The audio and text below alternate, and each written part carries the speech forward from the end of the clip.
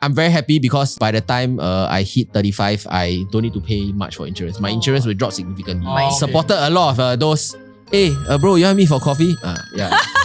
But lucky they sell me the correct thing also lah. If I die, my wife is gonna be like... Could you put me under your will? No way, yeah. So my wife will be well taken care of. Yeah. How much is your total coverage? Husband. I early critical, I found out early, then I kena critical, then I get to accident like max leverage. Don't talk about it. Just say like you suddenly pass away, for example. What's the just suddenly pass away. Yeah, soundly pass away. So I'm covered 500 lah. So 5 times 7 times so 3.5.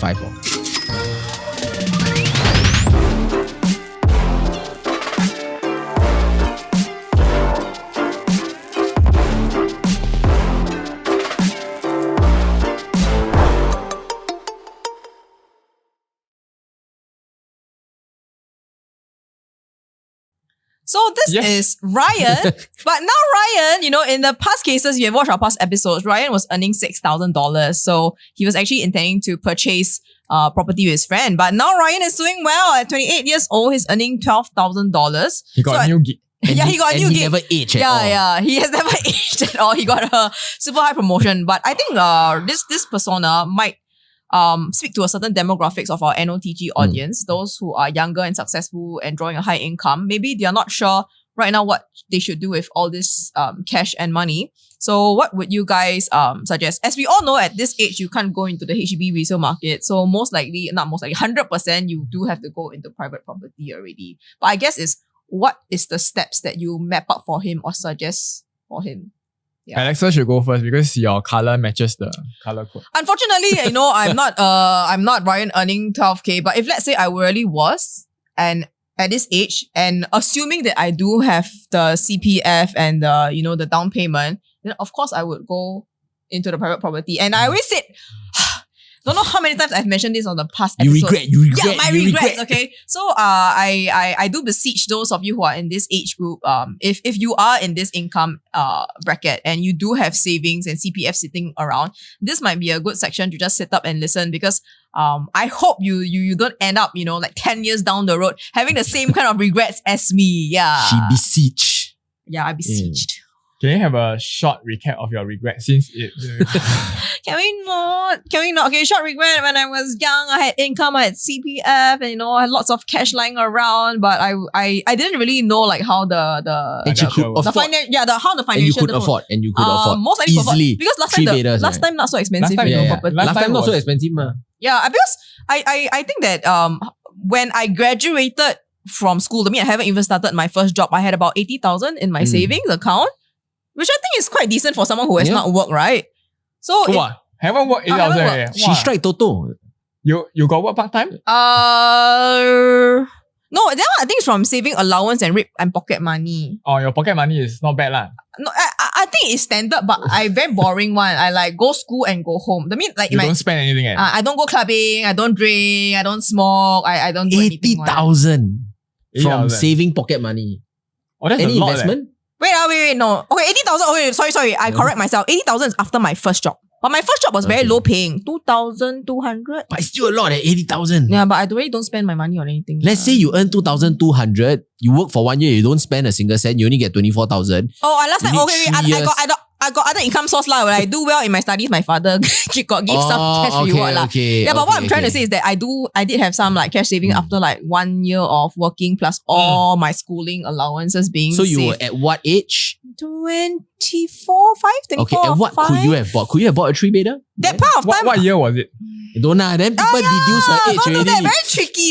Yeah. Blank. Okay. Okay, let's bring back the timeline to before 2010. Yeah, but what could you have bought? Like, yeah, we need to know the year, so we know that at that point in time, roughly what's the property value. I think like before 2010, I was earning maybe about $5,000 to $6,000. Rebuilding everything.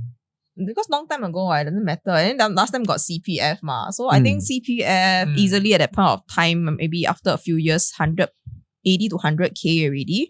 So if you accumulate the cash and the CPF, I think should be able to easily get a 2-bedder at least. Okay, so what happened is that time you can do before the 80% loan. I also think 80% loan. You can have buy a $1 million property, there's 200K of like down payment already. Yeah. She will be able to get 800K loan. That's what before TDS.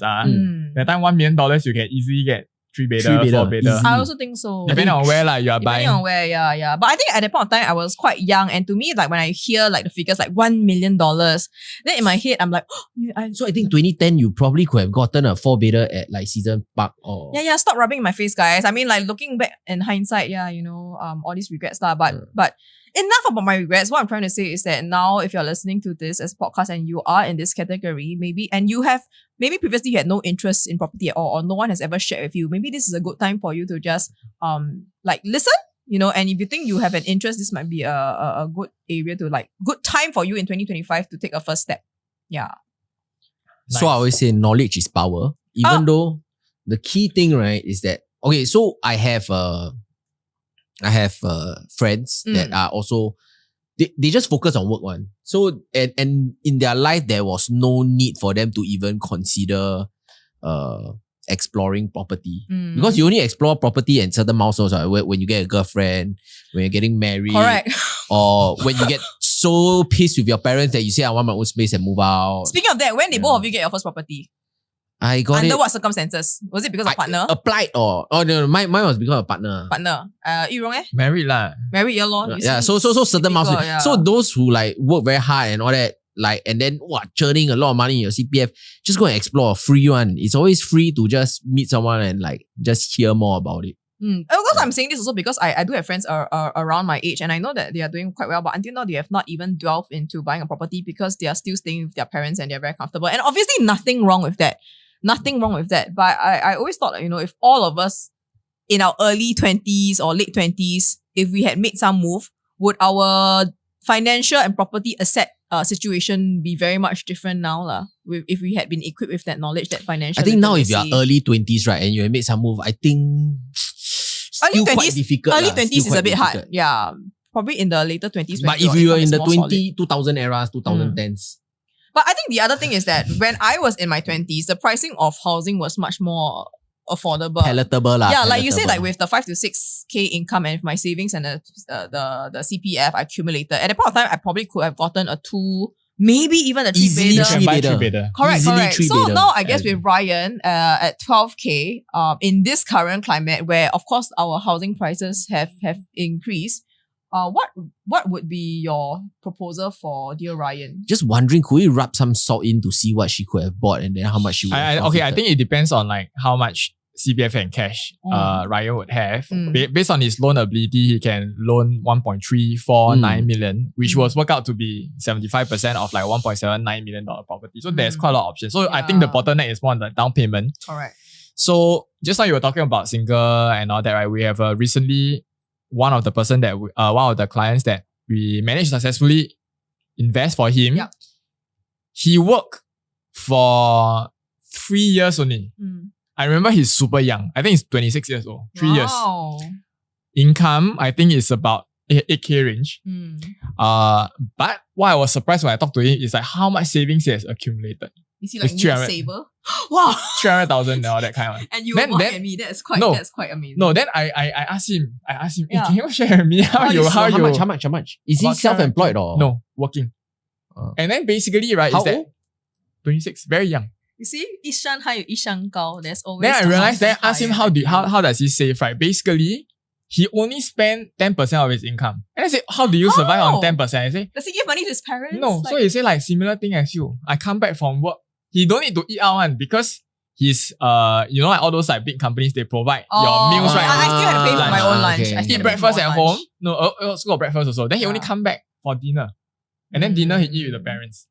So you don't need to So tip guys, spend. it's possible to save money just by cutting Work for down a big your company, get free meals, Meals. take public transport. Yeah, go out less. But that's Then of course he did invest some of his funds in the stock market. A so little he's bit. quite savvy at his age. Honestly, in the 20s. 26. I will say that like the strongest trait that I see is the ability to harvest and save. That one is very, very admirable. Okay. And he started a part-time job when he was so like savings didn't accumulate just from when he started work. So when he was young, he already have internship. Then when his internship, he will save almost every bits and. So I'm curious, because probably you guys have also done case. Is this normal? No lah. Yeah. For most of this generation, like this age group, what would be their? It is not the norm, but when I ask him, say, most of my friends are like that also. Oh yeah. Okay, so I'm serving another buyer also, slightly below 30, but the difference is that she's self-employed. And she has about maybe cash liquidity about 300 plus. So it's just that the downfall is no CPF lah. No, she contributes max every year also. What industry? Finance. Insurance? Insurance. Okay. Okay. So for this investor of yours that was saving so much, was it for the purpose of buying property? I'm very curious. Because what was so... No, I think he just wants to, he just knows that he needs to save and he needs to invest. So it is for investment purposes. Yeah, but not specific for property. Okay. But question, if like he's also, like you mentioned, he's very investment savvy. Is he trying to diversify his portfolio? No. That's why? In fact, he's actually switching mostly to property. Oh. And was there a trigger for that? No, the trigger was like, because I just asked him also, how much returns are you getting? From your other insurance. It's always a trade-off, right? So if let's say somebody do stocks and then he's doing about 10%. Yes. And you know that a good selection of real estate can yield 15 to 20% per year. Then it makes sense to switch lah. Yeah, for those people that I met, there are some people recently, there was one that came for one of my viewings. He said like, I make 50%, 50% every year on my stock investment. I said, good for you. We continue.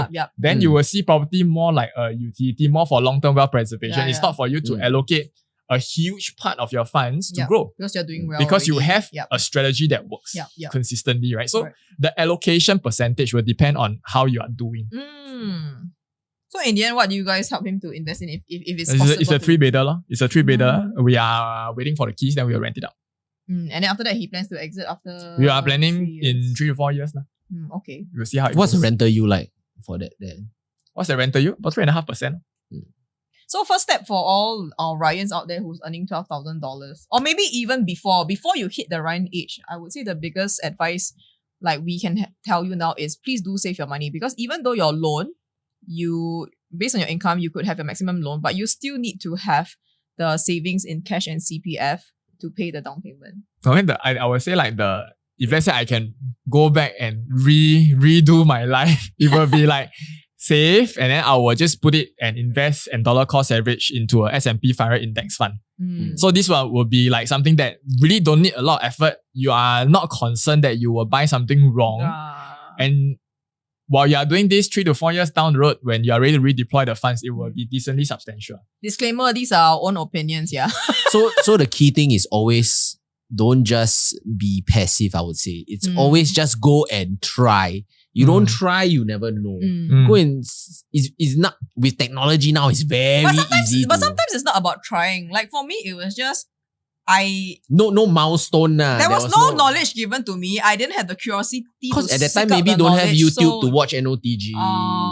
You have like got books lah. But you have to go to the library to borrow books. And you yourself must be passionate enough to want to know to borrow. Honestly, if I was 28 years old and I'm earning 12,000, I'll spend $4,000 on my supercar monthly. Then I will spend 8,000. At 24 years old, I go library to borrow romance novels, not books on real estate. So I think that, the producer is scratching his head. I spent $4,000 on my car mortgage. Because it's true. If this knowledge was not taught to you actively and you have been living an okay life, then there's no. Then I give another story to shock you a little bit. Yes, please shock. So recently, one of our clients, we also bought something already.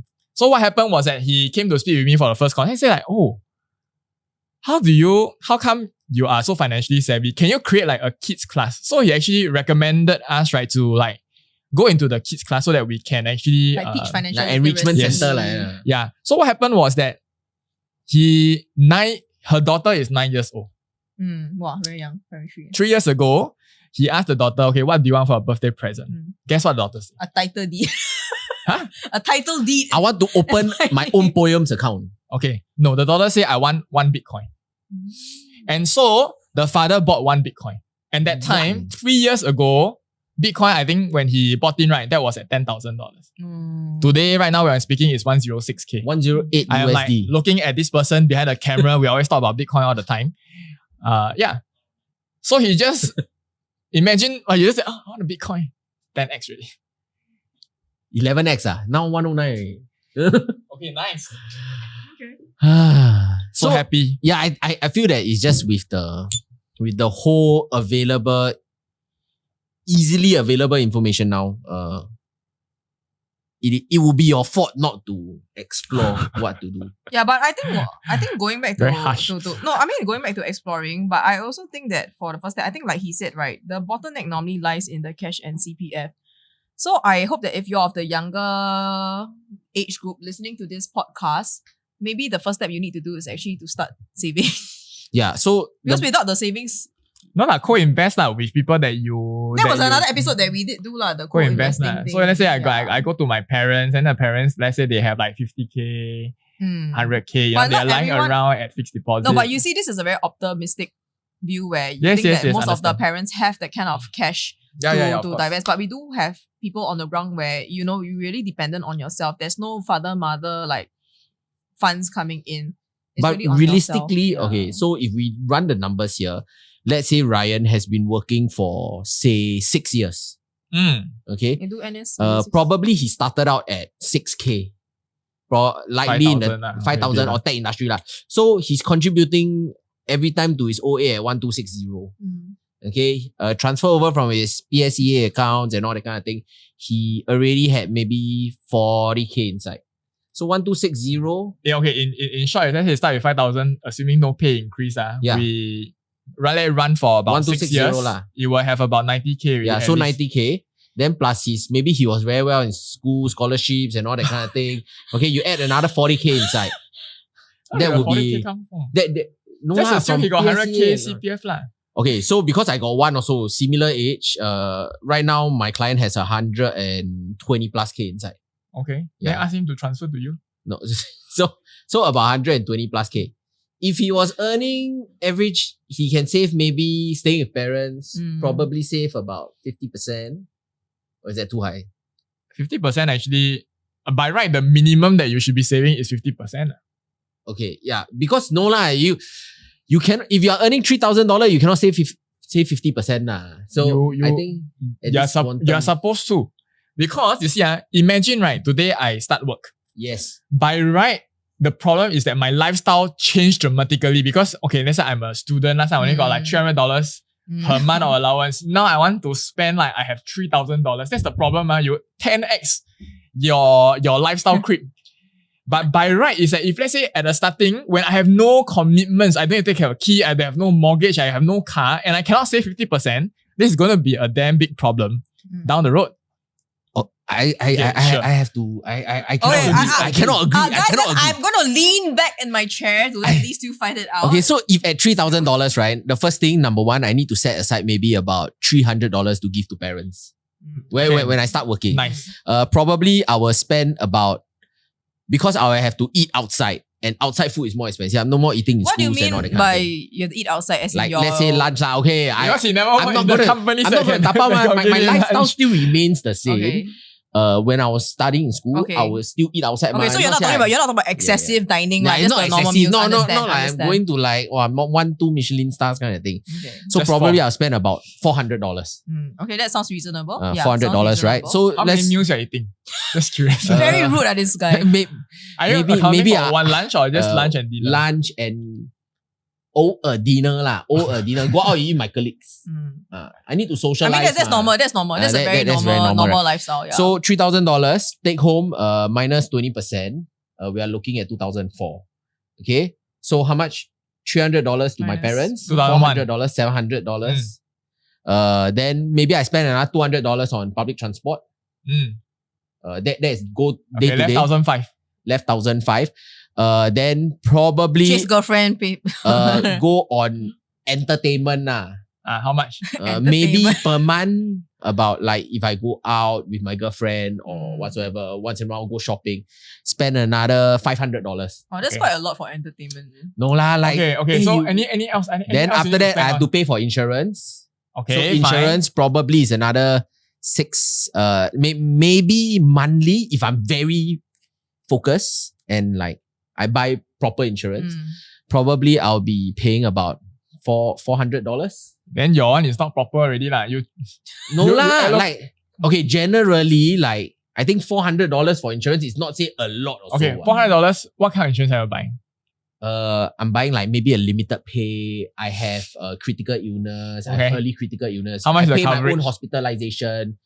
Coverage is probably maybe about, if I get the 7 times multiplier or the 5 times multiplier limited pay, my coverage is probably about like 500 plus, 700 plus thousand. Yeah. So about $400 lah. I'm not buying any term like I got no liabilities. I won't be. You should be buying term lah. You should buy more term. No lah, but when you're young, you probably want to just pay the limited pay. But that's besides the case. I just want to say that you guys are digressing to insurance. How much am I left with only? How am I going to save 50%? I was shocked at the insurance and then I just forgot how my numbers. Okay, so 700, right? Okay, so 2004, right? You give $300 per rent. 2001, you spend $400 eating, 2007, $200 for transport left 1,005, and then you spend $500 on entertainment, so it's left 1,000, and you spend $400 on insurance. Yes. So you are balanced $600. Yes. That's quite little. 600 is 20% of my pay only. But it's maybe slightly more than my take home lah. So because the thing, I feel that maybe once you cross a certain amount, then you can say 50% is fine. When the disposable income is like much more. Correct. What is the number? 6,000. I think 6,000 fair lah. 6,000 fair. No, but if let's say, for example, you keep to the same, then I'll be saving 3,400 lah. Yeah. 6,000 fair ma. But 6,000, I'm not buying car yet and all that kind of thing lah. I'm still living the same life. Ceteris paribus, everything remains the same. Everything remains the same. Yeah. But realistically, no one gonna maintain the same lifestyle. Yeah, when your income increase naturally, you want a better to maintain the same lifestyle, but not have it increase at the same rate. So at 6,000, I'm saving 3,400. But I understand. I understand where Lyndon's point is coming, because when I first started, like I said, my salary was 2,002. After CPF, my salary was 1,006 when I first started. After you pay CPF, after you give your parents money, and then you pay for your transport, there's really not much left. Yeah. And that's me being a very quiet girl and not going out anywhere. Yeah. So if I was like a sociable person who wanted to drink with my colleagues after work or meet them for dinner, it will wipe out my income. I tell you, $500 a month for entertainment not enough. So it is fair that like can save to 20% lah. I think 20%. 20%. Okay. Yeah, based on the income. Gross of your gross. Minimally, you must be saving 20%. Because I think the necessities, some things is always a fixed portion already. Yes. Yeah, we can't help it. Like, okay. Yeah. I think I can help Lyndon on the insurance portion. So okay. One of the hacks that I know from insurance or that I use one is that every guy should max out. Okay, not girls don't have lah. Okay, guys, you must max out your Aviva. Now it's not Aviva, but basically it's your SAF insurance. I'm at $1 million. $1 million, you're paying $32 per month or something like that. I was paying 24 sadly, but now increased lah. Okay, but it's like 30 plus for $1 million coverage. Just now this guy was saying $400 for 600k coverage. Okay, but of course got critical illness. Then you leave aside. But you go and get a term plan from outside, $100 per month when you are still relatively young, 30 years old and below, or 35 and below. You can easily cover another $120 plus can cover another $1 million death, $1 million TBD. And then got you need to cover additional for some critical illness. You must cover critical lah. This conversation has taken a turn. We can invite those very popular on podcasts into insurance on. But I'm very happy because like probably by the time I hit 35, I don't need to pay much for insurance. My insurance will drop significantly. Because I started really young. Because you use limited pay lah. I did a few limited pay. Yeah, so I focused a lot on that. Yeah, Sammy as a woman might supported a lot of those. Hey, bro, you want me for coffee? Yeah. But lucky they sell me the correct thing also lah. So by 35, your limited pay done already? Yes. Because I took a shorter term. How much is that? 10, 15 years? Yeah. 15 years? Averaging 10, 15 years. Very tall. Yeah. So my insurance was very tall. But if I die, my wife is gonna be like... Could you put me under your will? No way. Yeah. So my wife will be well taken care of. How much is your total coverage? Husband. It's about... Okay, so if I like I early critical, I found out early, then I kena critical, then I don't get to accident like don't max talk about leverage. don't talk about market. Just say like you suddenly pass away, for example. What's the just suddenly pass away? Soundly pass away. About minimally 1.5. Oh, okay. So you max out 100k, the one at 50k is the limited pay lah. $1 million is from your SAF insurance. Yes, correct. Nice. By the way, for those of you who are thinking that sorry more because I got 7 times. 7 times. My limited pay is the 7 times. I don't know what is the base lah. So it's but 100k 7 times 700k lah. 7 times lah. So I'm covered 500 lah. So 5 times 7 times so 3.5. Wait, why you got 7 times 4.9 million? Yeah. So there's 7 times of 500. Yeah, lor. 4.9. Yeah. Sorry, as a moderator, lah. maybe I'm just gonna cut you guys so off. well You can leave your SAF insurance talk like maybe after this. I think let's go back. But get the 1 million lah. Bottom line must get the 1 million. Okay, I'm just gonna walk out here now and let these guys continue talking about this. Okay, Ken. Okay. Thank you. So anyway, I think the talk that we have about Ryan today is quite. He would have about 120. It's quite relevant. I think that if you want to find out more about what kind of suggestions we have for Ryan and his property, you can actually watch some of our other episodes where we actually have talked about possible pathways that Ryan may take. But maybe we'd just hear from you guys because just now I already shared. Yeah, like for Ryan at 28 years old, if let's say he has 12k, and assuming he does have the CPF, he does have the cash, what would you recommend him to do? How much cash savings? 150k. Is it okay to use 150k? Can, sure. Then with the CPF, he will be about at least a $1 million property, including buyer's stamp duty, assuming he's a Singaporean. Then go straight to private. He only can go private lah.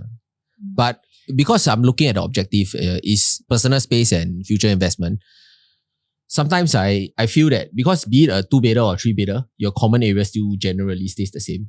And he has a fear of making a wrong investment decision.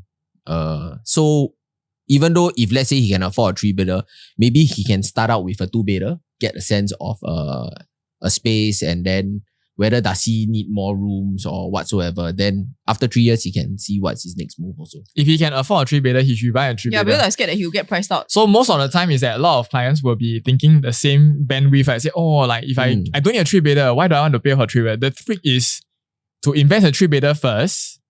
You don't move inside. You rent that out. You go and rent a studio or a 2-bedder immediately. Okay. So you achieve that personal space, but you are not financing yourself the entire property. So you get the arbitrage value. By 1 million, I don't think he can afford. Okay, just now we were saying 1 million. So assuming if let's say you buy the biggest that you can, and then you rent for a smaller one, if you find that space is too big for yourself, or you can rent partially your home to your friends who also want to have their own personal space because they are tired of their parents, and you collect rental and you stay with your buddies. Also can. In fact, some of our colleagues at PLB are doing this one. Yeah. Right? So who are those people that cannot get along with the parents? No, not get along with the parents, but stay tuned for the next episode. Do you save 50% of your salary? Do you save 50% of your salary? No, because once I had an insurance agent set me down and then he wanted to sell me the savings plan. He asked me, Miss, do you save at least $200 a month? Then I look at him like, of course I save at least $200 a month. I said, do you save at least $200 a month? Then he's like, no. Then why are you interviewing me to buy your plan? If I was Ryan, I would spend $4,000 on my car installment first. first. You should include this inside. Don't cut this out. No, but it's true, it's ridiculous that he thinks that I wouldn't save $200 a month. Then I realized he's asking me the question because he doesn't save $200 a month. Because he already buy a savings plan. Sorry, this one edit it out. I'm just thinking like how you guys want to wrap it up. No, don't edit that out. No, yeah. Okay, so what are the key things that we talk about today? So number 1, savings. Right, save. We try to save at least 20%. Yes, I think that is one key thing. And then second thing is that dollar cost average into an index fund.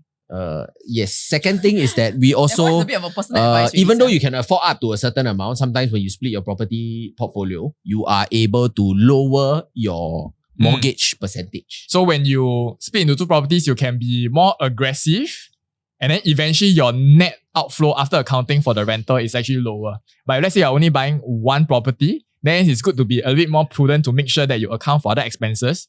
Make sure that monthly installment of that property lies within a comfortable range. I would say 40% is good, but you adjust accordingly to your own expenditure. And Was despite buying... Sorry, is this a rehearsal or is No, this this is This is stuff. And Just Alexa!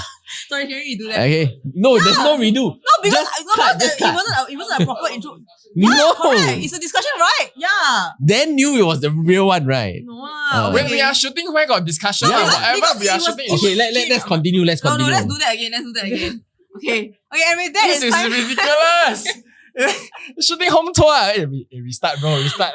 Okay. Got like that one. Okay, and with that, I think we've come to a very fruitful end to our NOTG episode. So let's recap a bit. Lyndon and Rong, what are the main learning points from today? Come. I think one key learning point for all of us is that even though we can afford to just buy one big quantum property, when we do split, number one, the outlay is lesser because you have the option of renting it out also.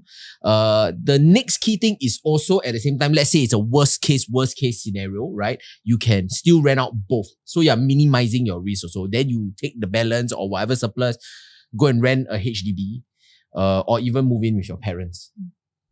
Yeah. Okay, and Rong? That previous take was so much better. Yeah, save 20%. If you are young, you can start investing in an index fund first, dollar cost average.